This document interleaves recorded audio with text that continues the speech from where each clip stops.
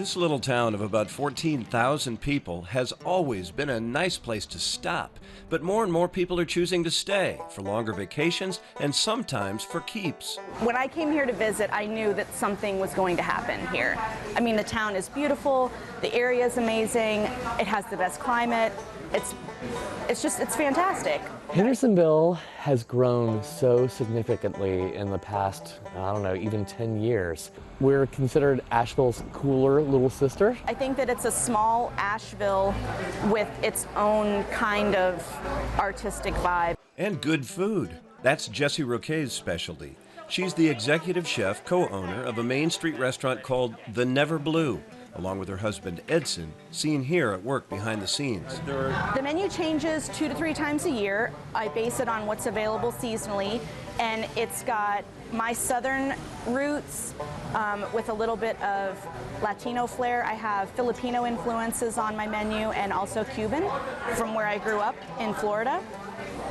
And my husband's from Mexico, so there's a lot of Mexican heritage in there. Since opening in 2008, The Never Blue has set a high bar with its creative dishes, desserts, cocktails, and casual, cool ambiance.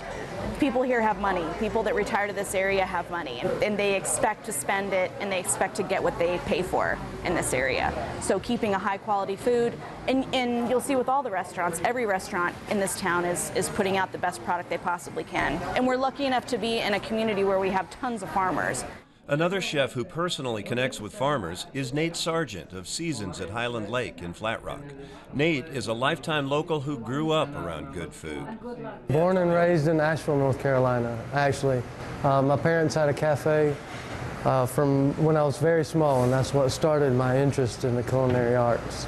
And throughout the years, I've been able to grow with those same folks and work with some of them, and now purchase from them. So the full circle of farm to table is really, I started very young.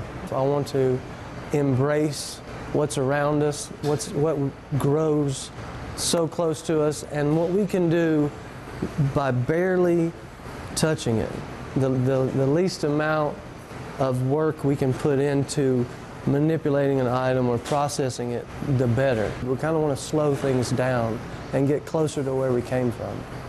And the goal during service is consistency. We want the guests to have an exceptional experience every time. Right now we're working with the apples. We're doing a nice Granny Smith style apple and a fingerling potato gratin, and it's paired with our filet mignon. And the flavor that the local apple and the sweet potato have with a grilled piece of delicious meat is one of those memories for me. On a day trip to the Hendersonville area, it's tough to choose just 1 or 2 food stops from all of the great options. But when it comes to quality theater, it's easy. Flat Rock Playhouse.